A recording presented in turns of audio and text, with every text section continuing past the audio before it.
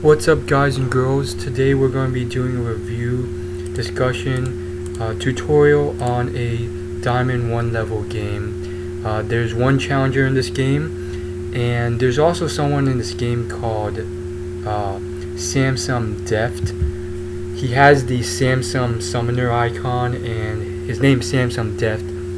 But despite him being Diamond 1, I doubt it's legit the actual Deft on the Samsung team in OGN. The reason being, like, professional Koreans won't just randomly be playing on the NA server. The ping is just horrendous if they did. On top of that, literally, like, think about it, like, he's just Diamond 1. He's not like Challenger or anything. Anyhow, so I will be mostly just following up on here we got some trouble here. They should be fine. Oh, actually, yeah, they should be fine.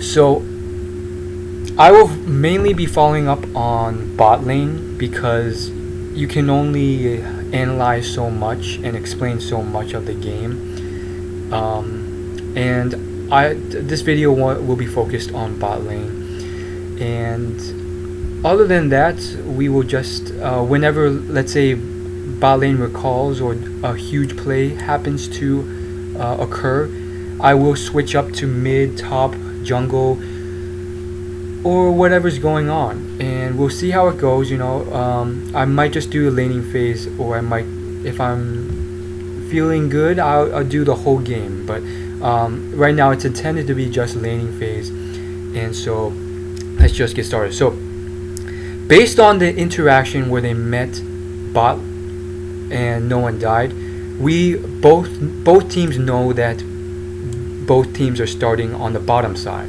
So that's vital information for the junglers.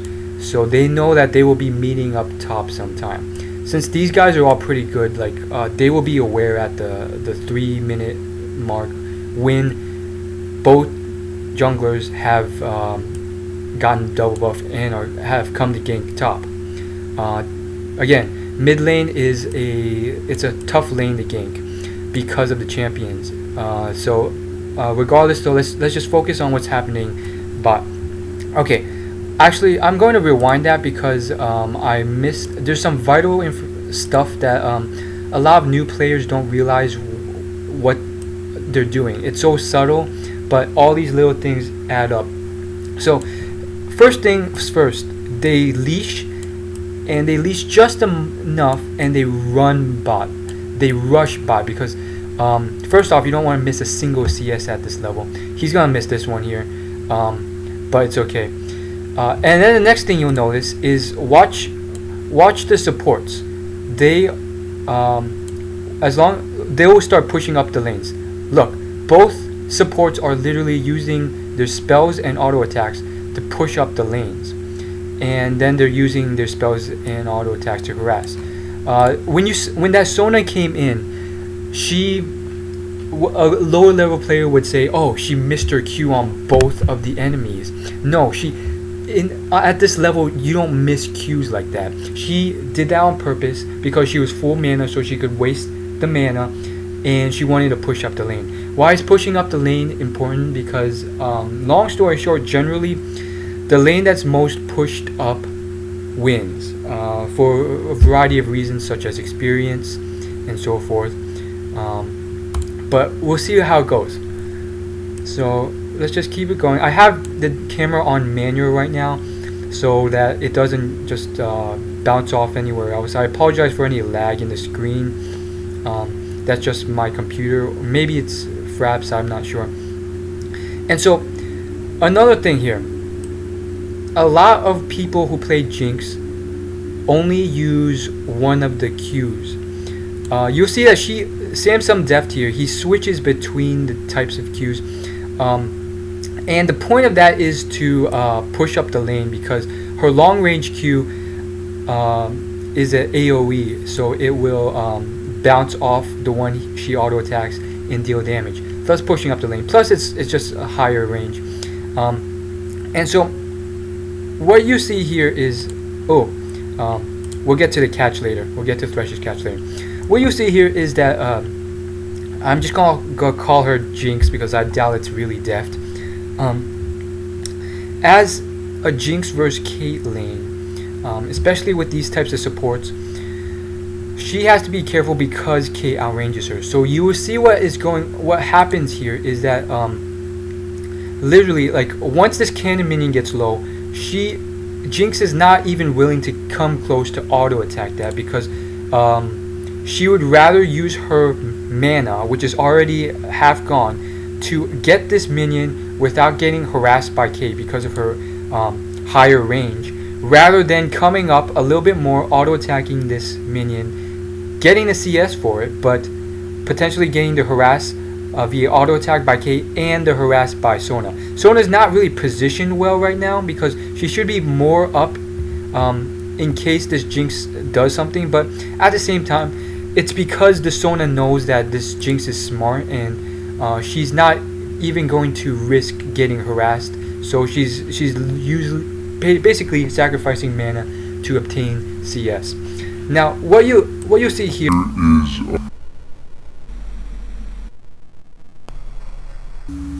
you see Thresh catching out Sona here, and I'm going to go ahead and play the clip at halftime speed.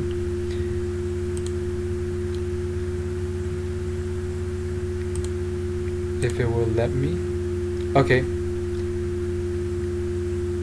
In fact, I'll play at a little bit lower than half. I'll play at a quarter speed just to get the idea. So, what you see here is Sona misses her Q. So, a decent amount of this team's damage has been used. That is the optimal time for Thresh to go in, whenever cooldowns have just been reset. On top of that, this is just bad positioning for them because literally they have formed a wall. I'm very surprised that they did this at this elo. They literally formed a wall for Thresh so that Thresh could hook either one. Like literally, like the only way Thresh could miss in this case is if Sona did some crazy juke or Kate did some crazy juke. Or Thresh just was a complete idiot and threw his hook this way, which is unlikely. So he lands his Q on the AD carry, which is almost always who you want to land your hook onto. The reason why you want to land your hook on the AD carry is because he is almost always the main damage dealer. You want to kill that person first. The only time you want to focus support otherwise is because of either positioning or because the support is like at 100 HP and you want to just kill him quickly, rather than risk focusing a 90% health AD carry. So this is a very good hook. Let's see how they continue on with this. He comes in, he should flay back, and you see Jinx has switched to her motor gun, which is the best, not motor gun, machine gun, which is the best thing to do because of the attack speed stacks. A lot of people don't read the abilities. The attack speed stacks will speed up your attack speed after 3 consecutive auto attacks to get the max amount of attack speed from the passive. And so she's already stacked this up one time, and you'll notice here Thresh has to play in this scenario as a all-in champion. So he gets that one hook, and although Caitlyn was at like 80%, 90% HP before this happened, he goes in immediately. You'll notice that the ignite has already been popped, even though she's not really that low.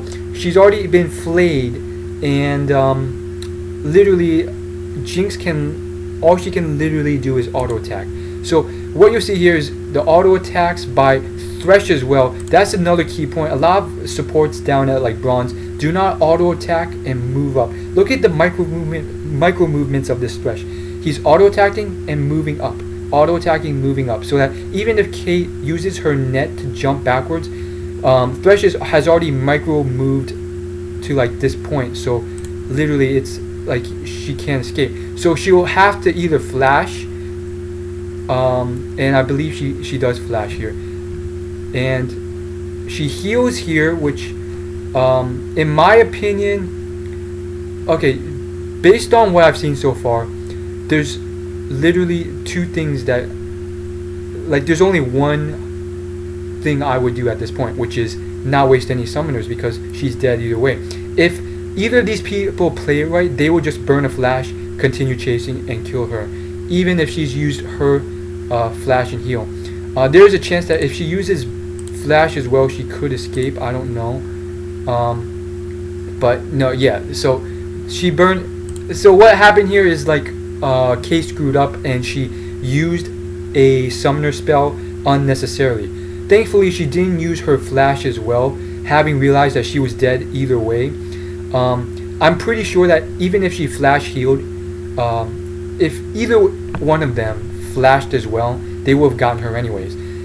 So she made the mistake of using heal and wasting it when she would have died anyways with or without heal. So that's one of the things you have to keep in mind when doing this sort of stuff. Just that whole idea that literally if you're dead anyways, don't use summoner spells unnecessarily. It's a huge error down at lower elos, and that's one of the big things that lower elo players love to do. They love to do it with flash the most. So why is Sona auto attacking and queuing the minion wave? She wants to push it back for two reasons. One, just to get the CS. Two, just to push up the wave and prevent them from either closing the gap and maybe diving her, or getting more damage onto the turret. And so now they both have to back. I just want to note this because I see it a lot at lower elos. Usually the support, they overstay. Like in that case, at lower elos, Thresh would have stayed where Jinx went back, and then Thresh would have been way late to lane, which would have cost him experience and even a level advantage. Just one level advantage on your opponent can mean life or death, and so that's why you always want to keep up with the AD carry in terms of returning to lane. So as you can see here, Jinx pinged for them to do these camps. What's the reasoning behind this? Well, basically the lane's pushing up already, so if they time it properly, they won't miss any CS. And at the same time, look at their health. Both of their health is full when they got to lane, even though they did the golem. So they literally lost nothing and they gained 2 CS. Ooh, nice, very nice hook. Thresh should have peeled off a while ago. I don't know what's going on. I'm gonna pause it there. So that's one of those things. You can just keep doing the golems, but again, at lower elo, the support oftentimes doesn't understand. They don't know how to kite it. So it depends. And so what just happened there was Thresh landed a good hook. He went in and he chunked them. The problem with Thresh is that you are in fact a sort of all-in / chunk champion. You're not one of those champions who over time consistently whittles down the opponent. That's what Sona does. Thresh is more of a chunker, and the problem with this is that most of the time, because of his toolkit, you will be chunked as well if you go in. And so that's why Thresh, I forgot to mention this, that is why Thresh literally has to always go all in and do as much damage as possible when he lands a hook. And you'll notice, like, he burned the ignite immediately, even though the K was pretty high in HP. One, because he realizes the amount of damage Thresh can do with Jinx. In addition, he needs to do this sort of stuff because if he doesn't, Sona, as you know here, will slowly whittle both of these champions down while constantly healing Kate and herself. So if he doesn't play these sort of hooks and goes all in with every hook he can land it's a rare occurrence when he will land a hook. Then Sona and K will win the lane because of Sona's sustain. So what happened here is that Thresh knew this place wasn't warded, and the first thing you want to do in that scenario is Thresh went around to the tip of this brush because he knows it's not warded, and therefore he has this whole zone of potential where he can hook. K made the huge mistake of not backing off immediately when Thresh entered this area. And so let's see. Okay, he lands his hook. He goes in. He flays him right into the trap. Beautiful, beautiful. Now, what could have? I'm going to rewind it and tell you what could have been done differently to prevent that. First and foremost, okay, check out this. Check out the Sona. So she has her trinket up. Is that her trinket? No. Yeah. She has her trinket up. Think about it. Like, if that is her trinket, and I think it is, yeah. She has it up. So she should have warded. She should have at least used her trinket first off. But yeah, when she got pushed back, she should have immediately warded here. You can't wait until Thresh already enters this place and like controls the area. Because if you walk up to ward it, you're going to be hooked. She didn't really walk up to ward it. She was like, Thresh took no time. He wasted no time in doing what he had to do. So, again, let me just play it through. Okay, so here it seems pretty normal. Thresh walks into the thing, and because Sona has to respect his hook, she can't stay in this brush at this area or she'll be hooked. So that by just walking into this brush at the very end, Thresh forces Sona out of this end. It's pretty beast. And so at this point, because she doesn't have it warded, she still could have, assuming her, okay, now she used her trinket, so she can't. She should have bought more wards. Again, I personally think it's stupid to prioritize mana potions instead of wards. Like, obviously mana potions are very important, but in terms of this sort of lane, like in terms of aggressive support like Thresh, it's a bad move. Like she could have gotten a ward, I don't know. Point is, okay, at this point she's kind of screwed, but here's where it really comes, like, it's such an error. Kate does not move up. Kate does not move away when she sees this. She doesn't know that Thresh is moving up because this whole place is dark to her. But here, I'm going to turn Fog of War on, and I'm going to turn it to purple so you guys can understand this. So here's what it looks like to Kate. Thresh has just this brush about he just entered this brush at this location here. What's gonna happen? At this level, you should know that Thresh will automatically start running as fast as he can to this end of this brush. Why? Because he gains the greatest advantage in terms of zoning capabilities in this spot right here. He can literally have this whole radius to hook. And so Kate should have moved back immediately from this area. She doesn't. And so, ultimately, she was protected slightly by her minions, but she was screwed in a lot of ways at this point. She makes that big mistake. And Thresh had the opportunity to hook both. He chose to hook Sona, and here's how this just plays beautifully. One of the things a lot of people don't do with Jinx is they don't throw their traps immediately as soon as something happens.